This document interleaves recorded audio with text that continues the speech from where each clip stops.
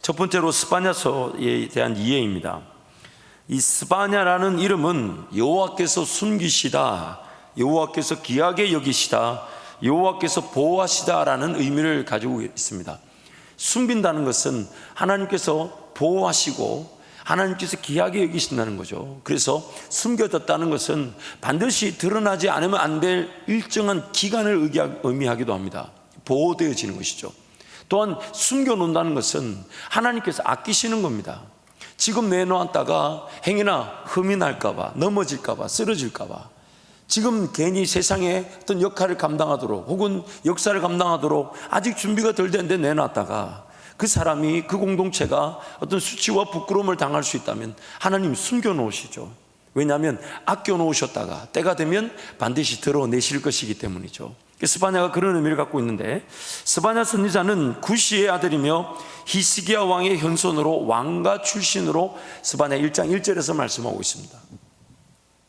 이 활동 시기는 남유다 요시야 왕 시대로 예레미야와 나훔 선지자와 동시대에 활동한 것으로 여깁니다. 유다와 예루살렘의 우상 숭배를 맹렬히 질책한 것으로 보아 요시야 왕이 종교 개혁을 하기 전 약 주전 630년경에 기록된 것으로 추정합니다. 우리가 아는 대로 이 남유다 시대 때에 큰 종교 부흥이, 대표적인 부흥이 두 번 있었죠. 여호사밧 때에 있었고 또한 요시야 왕 때 있었습니다. 이 요시야 왕 때는 이 제사장 여호야다의 그늘 아래 잘 안전하게 자라다가 8살 때 왕이 되었죠, 요시야는. 그런데 어느 날 성전에, 이 금고 안에, 성전 헌금통 안에 이렇게 벌어져 있다시피 한 율법책을 발견하고 그 율법책을 읽고 묵상할 때에 그 요시야를 통한 엄청난 종교 개혁이 일어났었습니다. 당시 요시야 왕 때에 활동한 것을 보자면 이 스바냐서의 내용이 요시야 활동, 그 종교 개혁 이전에 이스라엘 백성들에게 어떤 그 개혁의 이 불씨가 될 만한, 혹은 개혁에 좋은 이 에너지가 될 만한 이 경고의 내용으로 활동했다고 볼 수 있습니다. 그래서 기록 배경은 비전 성경 사전에 보니까 요시야 왕의 종교개혁 이전에 유다는 상당히 타락한 상황이었다. 히스기야가 죽은 후 므낫세 왕은 히스기야가 무너뜨린 바알 제단들을 다시 복구하고 그 아들 아몬은 므낫세보다 더 하나님께 범죄하였다. 아몬의 뒤를 이어 요시야가 왕위에 오를 때도 유다는 사회적으로 심히 타락하였고 종교적으로도 타락의 정도가 극심한 상황이었다. 이때 스바냐는 우상 숭배로 인한 하나님의 심판과 국률을 선포하였다. 그래서 여러분, 제가 교재에다가 그런 성경 구절들을 조금 같이 포함해 두었는데 나중에 집에 가셔서 그런 성경 구절 한번 살펴보시는 것도 좋을 것 같아요. 이 스바냐 말씀 보면 그 유다가 심판을 당하는 이 심판의 대상에 대해서 성경이 말하고 있어요. 그래서 두 번째로 유다의 심판의 대상에 대한 내용입니다. 하나님께서 심판의 대상을 지목하셨는데, 먼저는 스바냐 1장 2절에서 6절 말씀 우리 함께 선포하겠습니다. 여호와께서 이르시되 내가 땅 위에서 모든 것을 진멸하리라. 내가 사람과 짐승을 진멸하고 공중의 새와 바다의 고기와 거치게 하는 것과 악인들을 아울러 진멸할 것이라. 내가 사람을 땅 위에서 멸절하리라. 나 여호와의 말이니라. 내가 유다와 예루살렘의 모든 주민들 위에 손을 펴서 남아있는 바알을 그곳에서 멸절하며 그 마림이란 이름과 및 그 제사장들을 아울러 멸절하며 또 지붕에서 하늘의 뭇 별에게 경배하는 자들과 경배하며 여호와께 맹세하면서 말감을 가리켜 맹세하는 자들과 여호와를 배반하고 따르지 아니한 자들과 여호와를 찾지도 아니하며 구하지도 아니한 자들을 멸절하리라. 하나님의 사람, 하나님의 백성들이 하나님의 말씀을 따르지 않고 또 그 하나님 말씀을 따르지 않으므로 이 땅을 정복하고 다스려야 될 거룩한 책임이 다해지지 않을 때에 그 심판의 대상은 단지 사람뿐만 아닌 모든 피조 세계로 확대 적용되고 있습니다. 그래서 그 불의를 저지르고 죄악을 저지르는 그 사람들로 인해서 땅에 있는 모든 생물체들이 멸절을 당할 것이다. 지금 하나님 그렇게 심판의 내용을 얘기하고 계시죠. 그래서 그 가운데 사람들이 심판을 당하는 내용들을 보면 남을 넘어뜨리는 자들과 악한 자들, 방금 우리가 읽었던 개역 개정에서는 거치게 하는 것들이라고 해야 되는데, 이 거치게 하는 것들이 세번역에서는 남을 넘어뜨리는 자들과 악한 자들이라고 표현하고 있습니다. 또한 바알과 그마밈이란 우상을 섬기는 제사장들과 백성들, 그리고 지붕에서 하늘의 뭇별에게 경배하는 자들, 또 주에게 맹세하고 주를 섬기면서도 말감을 가리켜 맹세하는 자들, 이 말감이 밀곰이라고도 번역되는데, 보세요. 이 부분이 굉장히 의미심장합니다. 하나님을 섬긴다고 하면서 또한 다른 신도 섬기는 거예요. 이 신앙은 항상 어떤 극단적인 경우에서만을 경고하지 않습니다. 그래서 성경이 이렇게 얘기하죠. 차갑지도 않고 뜨겁지도 않다. 입에서 토하여 내친다. 미지근하다. 하나님을 섬긴다고 하면서 또한 세상을 살아가는 방식을 따르고 세상의 또 문화와 습관들을 존중하는 그 자체가 다름 아닌 차갑지도 뜨겁지도 않은 미지근한 상태. 그러나 주인의 그 입에 담겨져 있을 수 없어 소화되지 못한 채 토하여 내칠 수 있는 그 위험의 상태, 타협의 상태가 바로 우리 신앙의 위기입니다. 또한 여호와를 배반하고 따르지 아니하는 자들, 하나님을 따르지 아니하는 자들, 또 이런 자들도 우상숭배 못지않게 심판을 당하는데, 여호와를 찾지도 아니하며 구하지도 아니한 자들, 여호와를 찾지도 아니하고 구하지도 아니한 자들도 심판의 대상이라는 겁니다. 종이 교제를 안 나눠드려야 되겠어요. 왜냐하면 불편하면 종이를 쳐다보는 것으로 시선을 회피하시는 경우가 좀 있는 것 같은데, 우상숭배를 당하는 자들만이 심판을 당하는 게 아니라 지금 하나님을 찾아야 되는데 찾지 않고 구하지도 않는 자들도 심판하시겠다는 거예요. 참 여러분 두렵지 않습니까? 왜냐하면요, 우리는 하나님을 찾지도 구하지도 않으면, 그러면 우리의 선택과 결정의 기준은 어디에 근거된 것일까요?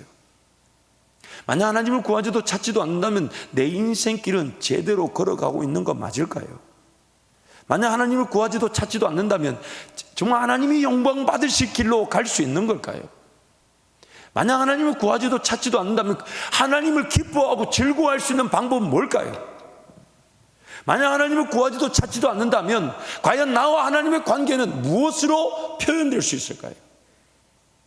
여러분, 하나님을 찾고 구한다는 것은 내가 하나님을 인정하고 내 필요할 때 도움을 구하는 수준이 아닙니다. 살아계신 하나님을 내 삶의 주인으로 인정하는 것이고, 한순간이라도 하나님의 도우심과 인도하심 없이는 죄와 사망의 법을 벗어날 수 없다는 걸 내가 자인하는 겁니다. 그래서 하나님 앞에 엎드리는 거예요. 날마다 깨어있기를 사모하고, 날마다 내가 죽기를, 내 욕심이, 내 정욕이, 내 계획이, 내 방법이, 내 지식이, 내 생각이, 내 능력이 다 죽어지기를. 왜요? 하나님을 구하고 찾지 않으면 언제 어떻게 제 갈 길, 제 길, 사망의 길을 걸어갈지 모르는 게 우리 인생이기 때문입니다. 그래서 하나님을 구하지도 찾지도 않는 자들도 마땅히 심판을 당하는 겁니다. 하나님을 구하지도 찾지도 않은 그 자체가 하나님을 떠나버린 것입니다.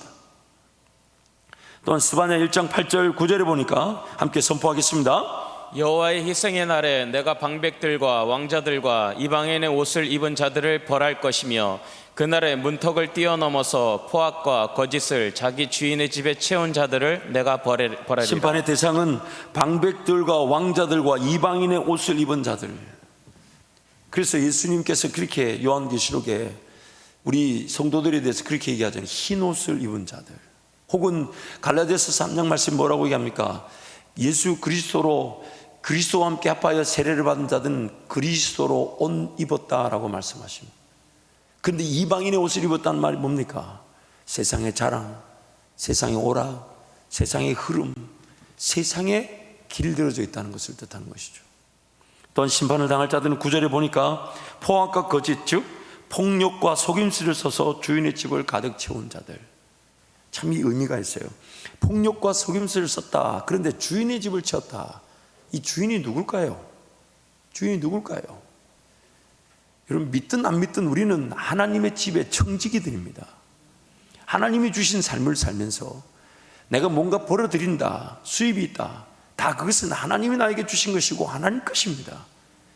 그런데 자기를 주인으로 삼고 자기 집을 채우는 사람도 심판의 대상이지만, 하나님의 주인 되심을 잊어버리고 그 재산이나 물질을 추구하는 것도 다 심판의 대상인 거예요.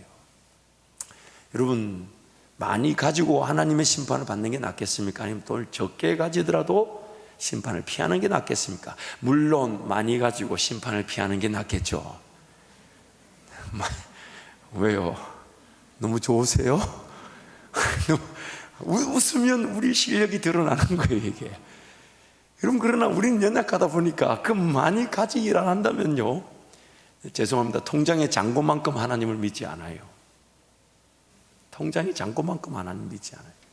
제가 이렇게 신학을 하면서 절대적이고 일반화시킬 수는 없지만은 항상 이렇게 보니까 이렇게 사역이 중간에 끊어지시는 분들, 18명은요, 그 부모님이 잘 사시니까 답답한 줄 모르고 그 쉬더라고 보니까.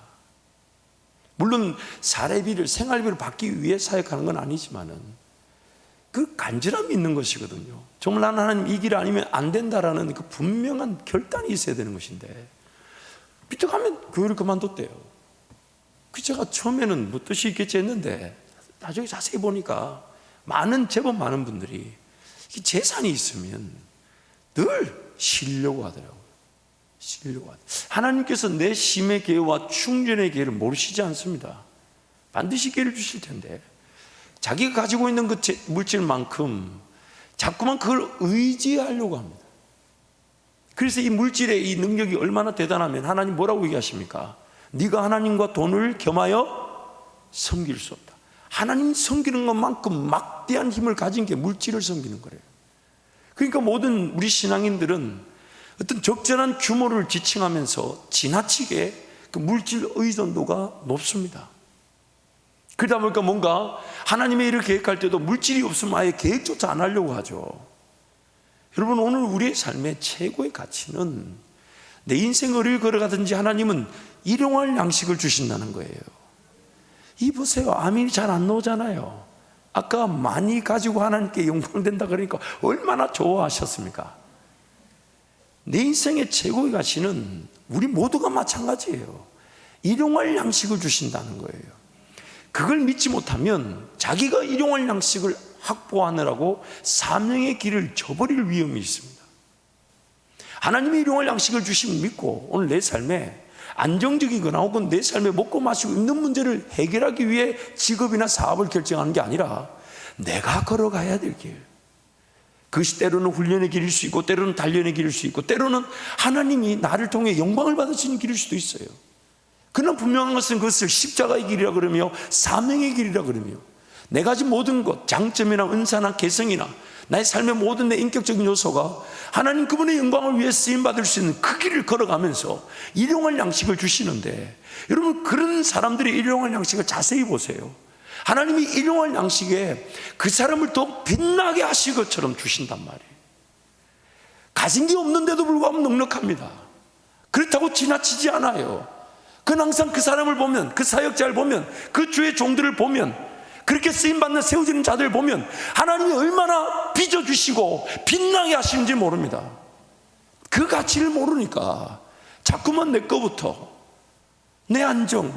그런데 여러분, 그 인생이 그렇게 안정이 주고되지 않아요. 가질 수 없는 것인데 가질 것이 그냥 착각한 채 평생 여유 타령하다가 여유 한번 가져보지 못하고 인생이 끝날 수 있습니다. 여러분, 살아보면 살아볼수록 느껴지지 않아요? 그렇게 많은 부자나 화려한 삶을 추구하지 않았어요. 지금보다 조금만 여유가 있으면 좋겠다는 그 여유 타령하다가 평생의 시간을 낭비합니다. 그래서 내일 일을 염려하지 마라 그러는데 뭘 염려합니까? 뭘 염려합니까? 오히려 우리의 기도 제목은 오늘 하나님과 함께 동행할 길이 되어야 되며 오늘 내 삶을 통해 하나님 영광을 받으실 것을 고민해야 되는데, 염려하는 이유가 뭡니까? 염려하는 이유가 뭐냔 말이에요. 자세히 들어보세요. 걱정, 근심, 염려, 두려움을 자세히 들여다보세요. 첫 번째는 하나님 믿지 못하니까 그렇겠지만 두 번째는 왜 그런 염려, 근심, 걱정, 두려움이 있겠습니까? 하나님 주신 근심으로 이기지 못한 염려, 근심, 걱정은 하나님이 원하시지 않는 방향에서 헤매고 있다는 뜻이에요. 그래서 아무리 기도해도 위로가 없는 거예요. 왜요? 지금 그 길이 아닌 돌아서야 위로가 있는데, 잘못되었는데 그걸 관철하려고 달려가니 기도도 안 됩니다. 위로도 없거니와 기도도 안 돼요. 그 기어이 그 길 걸어가 안 되는 일을 안 되게 당하고 난 다음에 하나님께로 돌아오죠.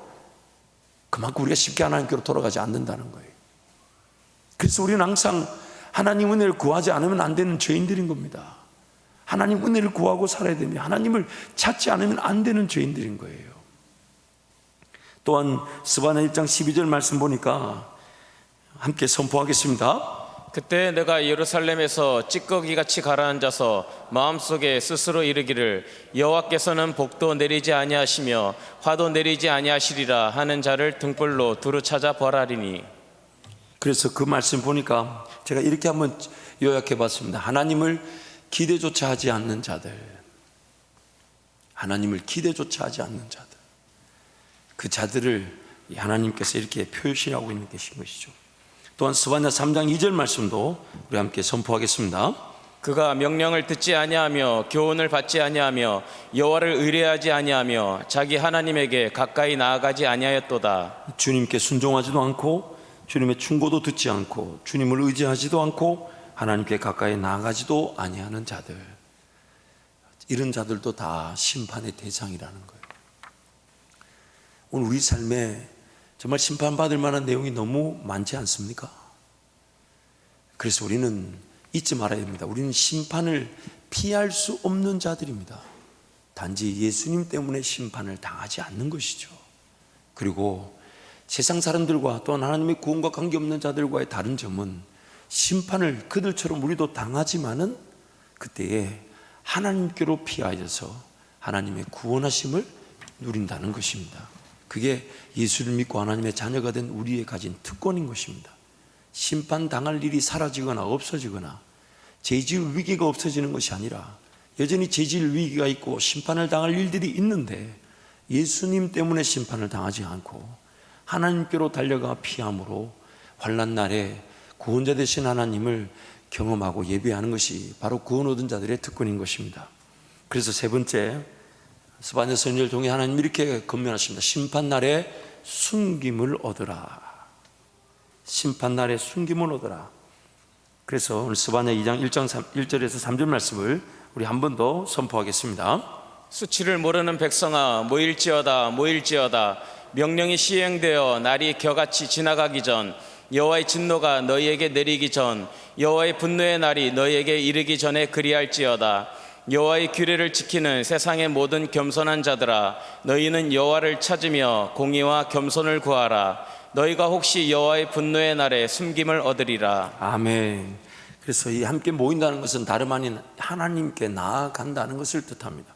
모이라는 것은 누구 앞에 모이라는 것입니까? 하나님 앞에 모이라는 것이죠. 그래서 2장 1절 말씀에 세번역은 이렇게 얘기합니다. 함께 모여라, 함께 모여라. 창피한 줄도 모르는 백성들아. 모인다는 것은 하나님 앞에서의 그런 거룩한 공동체로서의 모임을 뜻하는 것입니다. 우상을 숭배하는 자들의 특징은 함께 모이지를 않습니다. 물론 그들의 모임이 없다는 게 아니에요. 그 다음 내용이 중요한 거죠. 함께 모이지 않는다는 것은 각자의 삶을 지키는 것이 우선이며 전부이기 때문입니다. 여러분, 우상을 왜 섬깁니까? 내 필요와 내 원함을 해결하기 위한 것이죠. 내 삶을 위한 것입니다. 그 우상 자체가 내 삶의 주인이냐 혹은 내 삶의 권위보다 더 높은 권위를 가진 것이냐 인정하지 않아요. 단지 내 삶에 위로받고 격려받고 혹은 인간의 삶을 좀 깨닫고 본질적인 요소들 그런 것들을 좀 발견하고 자기 삶에 도움이 되는 부분에서 우상 숭배가 일어나는 것이지 신적 존재에 대한 권위, 즉 하나님이 내 삶의 주인 되신다는 이 신앙적 고백으로 우상을 섬기는 게 아닙니다. 내가 살아야 할 이유는 하나님을 사랑하는 것, 즉 내 이웃을 내 몸과 같이 사랑하는 것입니다. 그래서 하나님을 사랑하는 자는 반드시 이웃을 사랑하게 되어 있습니다. 예수님이 이렇게 얘기하셨어요. 하나님을 사랑하는 것과 이웃을 사랑하는 것은 뗄래야 뗄 수가 없다는 겁니다. 때려줄 수가 없어요. 왜요? 하나님 은혜를 누리고 하나님과 관계 회복되어지며 하나님 나라를 위해 살아가는 자가 과연 누구를 위해 살겠습니까? 그가 가진 모든 은혜, 그가 누린 모든 은혜, 그가 가진 모든 은사는 자기를 위한 게 아니에요. 자기를 위한 게 아니에요. 몸의 모든 기관들을 보십시오. 연결을 되어 있죠. 내 몸의 모든 기관들이 각자 자기만을 위해 독립하는 기관은 하나도 없습니다. 모두 다 연결되어 있어 각자의 기능으로 몸 전체에 유익을 끼치는 것입니다. 내가 구원을 받았다는 것은 다름 아닌 하나님의 백성으로 회복되었다는 것은 하나님께서 예수 그리스도의 몸이라는 교회 공동체를 세우시는 일원으로서 구원을 받은 것이고 그 교회가 세상을 향해 걸어갈 때에 다름 아닌 하나님의 공의와 정의가 나타납니다. 그래서 하나님을 섬기고 사랑한다는 것은 다름 아닌 내 이웃을 내 몸처럼 사랑할 수밖에 없는 존재임을 뜻하는 것입니다. 그래서 하나님의 말씀을 지키고 따르는 자들은 공의와 겸손을 구하는 것입니다. 하나님의 공의, 하나님 나라의 질서, 하나님 나라의 법이 존중되는 사회, 그러한 이기주의적 개인의 삶에 대해 비꼬듯이 풍자한 비유가 바람에 날리는 겨입니다. 방금 읽었던 스바냐 2장 2절 말씀 보세요. 명령이 시행되어 겨가 날리든 날리지 말고 모이라는 거예요. 이 바람에 날리는 겨, 이 시편 1편에 굉장히 그 해석이 잘 돼 있죠. 시냇가에 심은 나무가 뿌리를 내리며 시냇가에 심겨있지 않으면 바람에 날리는 겨와 같다는 겁니다. 하나님의 말씀에 내 삶이 심겨지듯 뿌리를 내리지 않으면 내 인생은 이리 불면 이리 가고 저리 불면 저리 가는 바람에 날리는 겨에 불과하다는 것입니다. 여러분, 특별히 이 바람에 날리는 겨라는 표현이 굉장히 중요하죠. 여러분, 볏잎 하나는 바람에 날리겠지만은 묶여져 있는 볏단은 날아가지 않습니다. 한 사람이면 약하겠지만은 삼겹줄이면 끊어지지 않는다고 성경이 말하죠. 그게 바로 우리가 구원은 개별적으로 각 개인이 하나님을 만남으로 구원을 받지만, 그러나 동시에 그는 교회의 구성원, 교회의 공동체, 예수 그리스도 몸의 지체로 부름을 받은 것입니다. 그래서 몸을 함께 이루어갈 때 흔들리지 않는 거예요. 흔들리지 않는 거예요. 여러분, 신앙생활의 핵심이 뭔지 아십니까? 뿌리를 내리는 것인데, 이 뿌리를 내리는 분명한 원리가 연합입니다. 연합이에요. 몸으로서의 연합입니다. 모든 세포 하나하나, 조직 하나하나, 기관 하나하나가 연결되어 있지 않은 몸은 없습니다. 그러나 연결되기만 하면 몸으로서의 영양분을 함께 나눌 뿐만 아니라 몸으로서의 기능을 함께 감당하게 되고, 그것이 연결되고 결합되어진 깊이 뿌리 내려진 그 나무로 비교가 되는 것입니다. 환경과 상황이 아무리 어렵고 힘이 든다고 해도, 심지어 하나님의 법과 질서를 존중하는 사람이 보이지 않는다고 해도, 하나님께서는 하나님의 심판날에 하나님께 숨겨지는 삶, 즉 남은 자들을 구별하여 보호받게 하십니다. 항상 하나님은 하나님 앞에서 인내하며 하나님 앞에 모이는 자들을 각 시대마다 남겨놓으셨다는 거예요. 그래서 스바냐 3장 11절 13절 함께 선포하겠습니다. 그날에 내가 내게 범죄한 모든 행위로 말미암아 수치를 당하지 아니할 것은, 그때 내가 내 가운데서 교만하여 자랑하는 자들을 제거하여 내가 나의 성산에서 다시는 교만하지 않게 할 것임이라. 내가 곤고하고 가난한 백성을 내 가운데에 남겨두리니 그들이 여호와의 이름을 의탁하여 보호를 받을지라. 이스라엘의 남은 자는 악을 행하지 아니하며 거짓을 말하지 아니하며 입에 거짓된 혀가 없으며 먹고 누울지라도 그들을 두렵게 할 자가 없으리라. 그래서 예수님께서 산상수훈에서 5장에 시작하실 때 마음이 가난한 자는, 애통한 자는 복이 있나니, 남겨진 자들의 특징에 대해서 이렇게 얘기하는, 공고하고 가난한 백성들. 그래서 예수님은 의도적으로 우리가 곤고하고 가난하도록 구원하셨다고 말하죠. 누구든지 나를 따라오려거든 날마다 자기를 부인하고 자기 십자가를 지고 나를 따른다 할 때, 그 자기 십자가, 즉 십자가 지고 자기를 부인하는 삶 자체가 곤고하고 가난할 수밖에 없습니다. 마치 병사로 근무하는 자가 자기를 위해 살아가지 않는 것처럼, 경기에 참여하는 자가 자기의 했던 이름이 아닌 경기에 승리하기 위해 집중하는 것처럼, 농사에 수고하는 농부가 그 농사의 때에 시간에 맞춰 농사를 짓는 것처럼, 하나님의 사람들은, 하나님의 백성들은 하나님의 그 시간표, 하나님의 뜻에 따라 하나님과 함께 동행하는 자들인데, 어느 순간 우리도 모르는 사이에 내 계획, 내 생각, 내 정욕인 줄 모르고 욕심인 줄 모르고 그런 것들을 앞세워 살아가다 보니까 죄인됨을 잊어버리고 살 때가 있어요. 연약함을 잊어버리고 살 때가 있어요. 부족함을 까마득히 그냥 저버린 채 살아갈 수가 있어요. 그래서 쓰러지고 넘어지면 그제서야 연약함을 인정하고 부족함을 인정하고 하나님께 엎드리게 되죠. 그래서 하나님은 지금 이 심판을 당하는 세대 가운데서도 남겨질 자들, 즉 여호와의 이름을 의탁하여 보호를 받는 자들, 자기 힘으로 살아갈 수 없어 하나님만을 바라보고 하나님을 찾고 하나님을 구하고 하나님을 의지하는 자들이 남겨진 자들, 즉 구원을 받고 보호를 받을 자들이라고 말씀하고 계신 것입니다.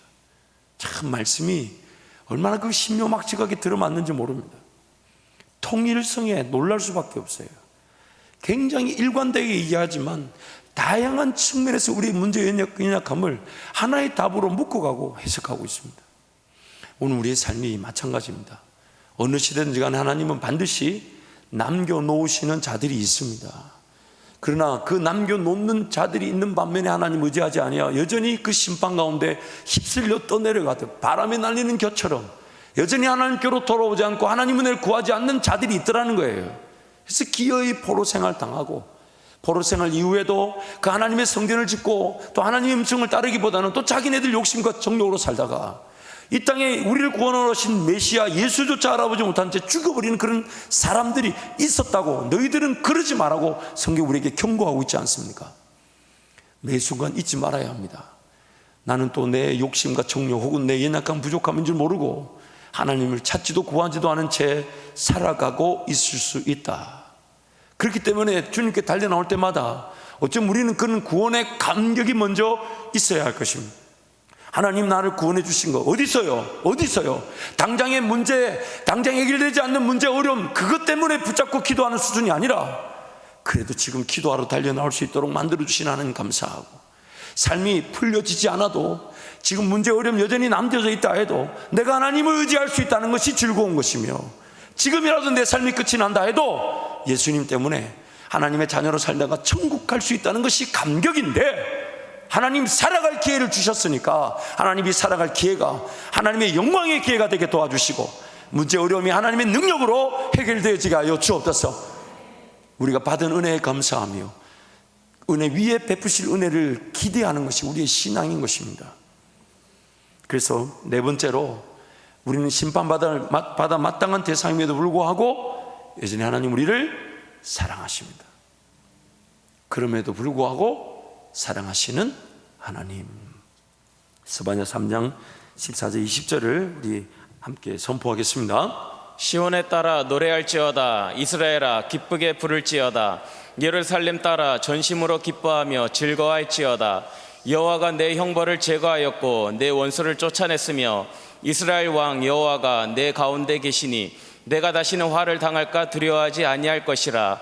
그날의 사람이 예루살렘에 이르기를 두려워하지 말라. 시온아 내 손을 늘어뜨리지 말라.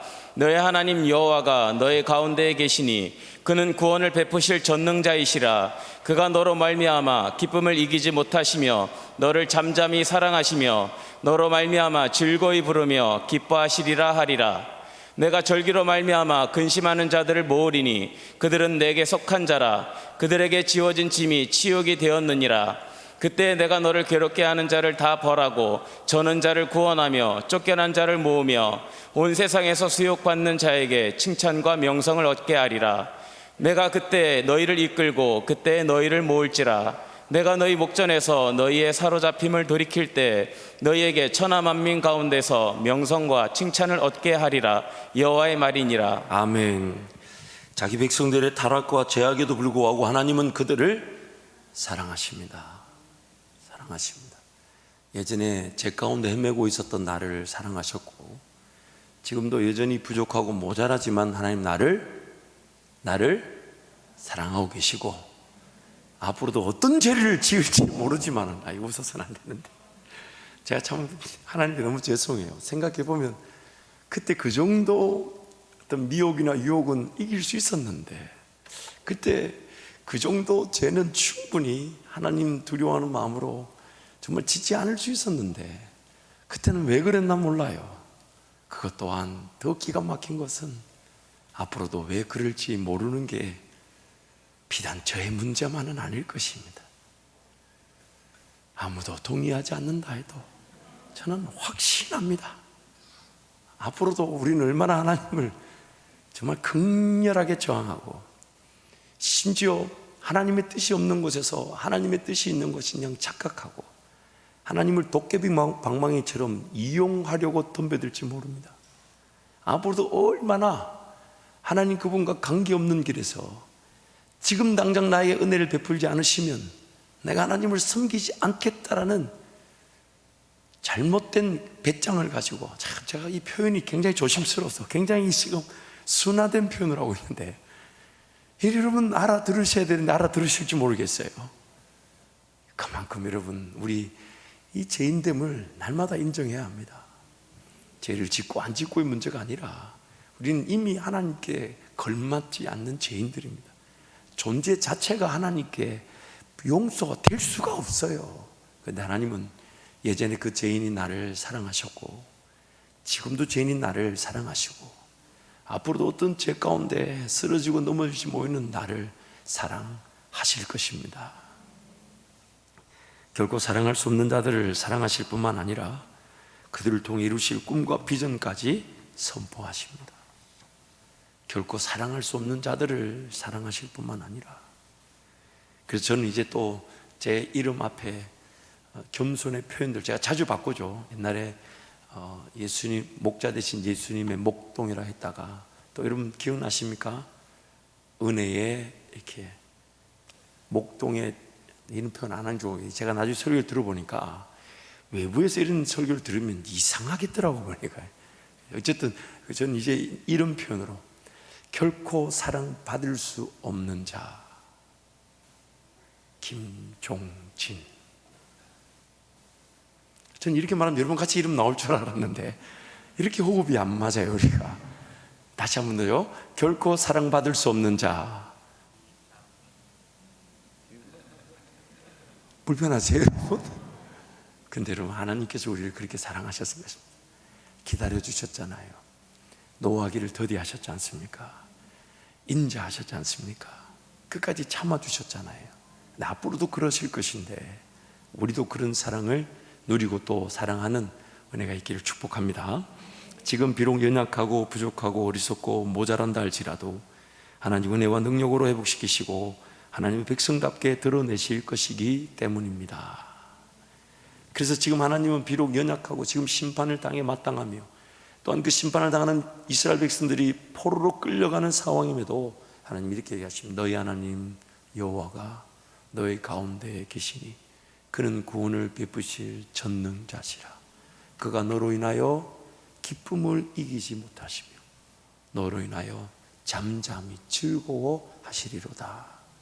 하나님이 지금 나를 보고 우리를 보고 말씀하시는 거예요. 지금 심판을 당해 마땅하며 바벨론 포로로 끌려가는 게 이미 확정되어 있는 상황인데도 하나님은 그 가운데서도 그들 가운데 베푸실 은혜와 또한 그들이 회복되어 하나님을 찾게 될, 그리고 궁극적으로는 그렇게 심판을 받아 마땅히 죽어져야 되지만 그들을 죽이지 않으심으로 우리에게까지 복음이 전해지지 않았습니까? 우리에게까지. 하나님 만약에 그때 노하기를 급하게 하시고 인자하지 않으셨다면, 그래서 이스라엘 백성들 혹은 노아 홍수 때 모두를 진멸시키셨다면 오늘 우리가 지금 이 자리에 있을 수가 없습니다.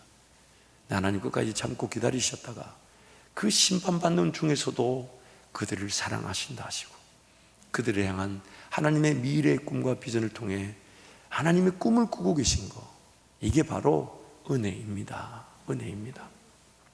비록 심판을 하셔야, 비록 우리 하나님, 우리의 죄악과 연약함으로 인해 심판받아 마땅하지만 하나님께서는 구원을 베푸심으로 하나님의 하나님 되심을 나타내시며 영광을 받으시는 것입니다. 비록 심판을 하셔야만 하시지만 죄인들인 자기 백성들의 정결과 회복을 위한 심판인 것입니다. 오늘 우리가 사랑받는 이유는 하나님께서 결코 사랑할 수 없는 자들을 사랑하시기 때문입니다. 우리가 사랑받는 이유는 결코 사랑받을 수 없는 자들을 사랑하시기 때문입니다. 오늘 나의 삶을 나의 관점에서 보지 않고 하나님의 관점에서 보고자 하는 자들은 어떤 자들이든 간에 하나님의 사랑을 누리게 됩니다. 하나님께로 가까이 나아가며 하나님께 피하는 자들을 하나님께 숨겨주시고 때가 되면 드러내어 주실 것이기 때문이죠. 말씀을 좀 결론을 정리하겠습니다. 그래서 오늘 스바냐 말씀의 마지막 부분, 사랑받을 수 없는 자들이 사랑받는 부분을 좀 이렇게 적용해 보면 어떨까요? 두 부류의 사람이 있습니다. 첫 번째는 상대방입니다. 여러분 옆에 분 얼굴 한번 봐주세요. 사랑스럽죠? 이거 웃으면 안 돼요. 이게 웃으면 나중에 두 분 따로 만나셔서 뭔가 대화를 좀 나누셔야 돼요. 여러분 옆에 사람 혹은 누구든지 간에 오늘 잊지 마십시오. 우리는 사랑할 수 있어 사랑하는 자들이 아니라 사랑받을 수 없는 사랑을 이미 받았기 때문에 누구든지 사랑해야 합니다.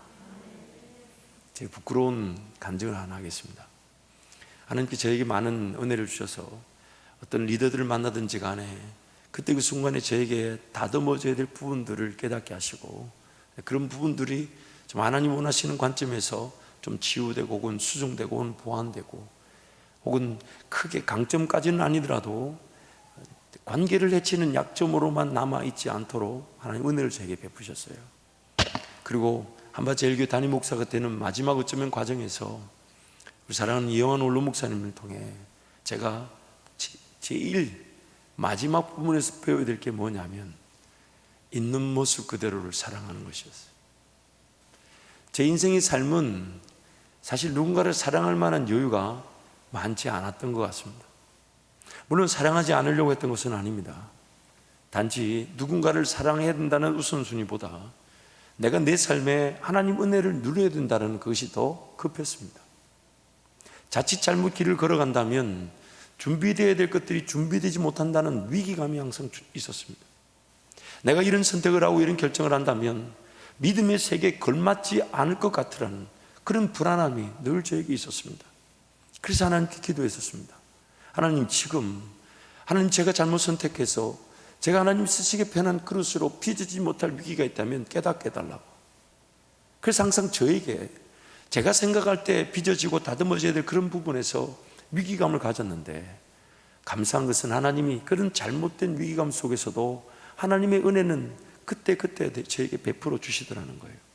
그러다 보니까 저에게는 어떤 갈등이 있었냐면, 항상 제가 원하는 부분에서 다듬어지고 좀 빚어질 부분에 관심을 더 많이 두다 보니까 그때 그 순간에 하나님이 원하시는 것을 놓칠 뻔했었습니다. 아니, 놓친 적도 있었습니다. 그래서 한 번은 정말 제 자신이 그 목사님과 함께 있을 때는 3번을 교회를 사임을 하고 싶었어요. 3번을요. 첫 번째는 다른 교회로 가자. 두 번째는 야, 내가 이렇게 있을 필요가 있겠냐. 세 번째는 정말 이건 아닌 것 같다. 또 제 아내도 그래, 이제 뭔가 새로운 길을 갈 만한 때일 수 있다. 동의도 되고. 근데 하나님이 그런 결정을 하려고 할 때마다 그래도 한번 기도해 봤어요. 하나님, 제 생각에는 이게 지금 첫 번째도 아니고 두 번째도 세 번째 이런 마음이 드는데 그래도 제가 있어야 합니까? 그래도 제가 있어야 합니까? 근데 하나님이 그런 질문을 엄청나게 빨리 대답해 주세요. 하나님 자신의 뜻에 부합되는 질문을 얼마나 기뻐하시는지 몰라요. 그리고 그런 질문에 내가 원치 않는 대답을 들 때 엄청 기분이 안 좋아요.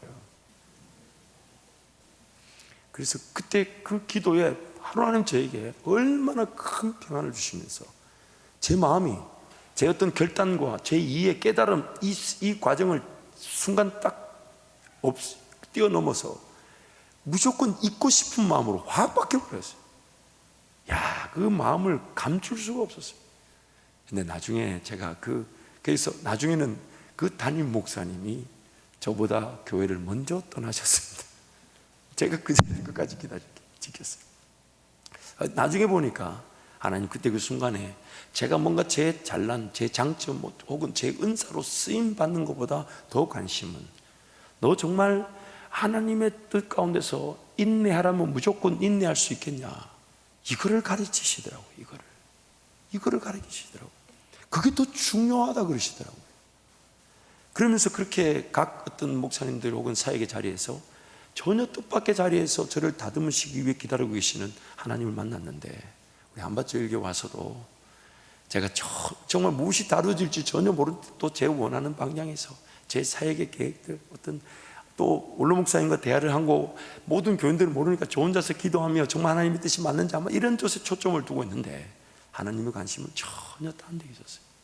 그게 뭐냐면 무조건 사랑할 수 있겠냐. 제가 원수를 만들었다는 건 아닙니다. 근데 제가 무조건 사랑할 수 있겠냐는 그 말을 들었을 때 충격이 뭐였냐면, 저는요 사람을 사랑하는 것보다 그 사람을 바꾸기 위해 사랑했던 사람이었습니다. 왜냐하면 저한테 위기감이 있었잖아요. 그렇게 살면 안 된다라는 위기감이 있었고 여전히 그게 욕심이 돼요. 청년들을 만나든 교인들을 만나든 그렇게 살면 안 됩니다 라고 말은 하지 않았지만 제 마음에 그게 강한. 근데 여러분 한편으로 생각해 보세요. 틀린 것 같지는 않잖아요. 그런데 하나님은 사람을 바꾸기 위해 사랑하는 것이 잘못된 사랑이라고. 그래서 가만히 제가 뒤를 돌아보니까 제 의도는 절대 나쁘지 않았는데 항상 관계적인 측면에서 불편하고 어려운 일들이 있었습니다. 다툼이 있었어요. 그 사람과의 관계 속에서의 전 적지 않은 불협화음도 있었지만 제 내면 안에서의 그런 적지 않은 혼선과 다툼이 있었습니다. 이렇게 하면 안 되는 건가? 안 돼. 그렇죠. 이렇게 내버려 두면 저 안 되잖아. 근데 그게 아니더라고요. 아니더라고요. 제가 우리 원로 목사님을, 담임 목사님을 모시면서 배웠습니다. 바꾸려는 것도 하나님만이 하시는 것이고 내 역할은 무조건 사랑하는 거더라고요. 아무 목적 없이. 우리 한밭제일교회 와서 제가 제일 크게 누린 변화가, 물론 여전히 변화되어야 합니다. 여전히 변화되지만 이 변화로 인해 제일 수혜를 보는 사람이 아무래도 우리 세 자녀라고 저는 확신합니다. 저희 집에 제 아내는 사실 수혜자는 아니에요. 왜냐하면 그분은 이렇게 대상이 아니에요. 일단 대상이 아니에요. 제가 감히 이렇게 뭘 할 수 없는 대상. 왜냐하면 부부는 이 동등지간 저 감히 부부를 어떻게. 그리고 제가 결혼하자마자 크게 깨달은 게 아내는 절대로 바뀌지 않는다. 이걸 제가 알았어요. 그래서 이거는 무조건 사랑만 하라. 그래서 예수님이 교회를 사랑하시듯 무조건 사랑을 하셨구나. 그래서 저는 아내가 무슨 짓을 하든 여러분 걱정하지 마십시오. 여러분도 바꾸려고 하지 마십시오. 제 아내 건들지 마십시오. 저는 무조건 사랑만 하는데 감히 누가 제 아내를 바꿀 수 있는 분은 하나님밖에 없으신데 감사한 것은 하나님이 엄청 바꾸어 주셨다는 거예요. 어쨌든 우리 자녀들은 제 생각이 좀 달라졌어요. 급했죠. 그래서 애들한테 강요하고. 얼마나 강요했겠어요 여러분. 그렇지 않아요?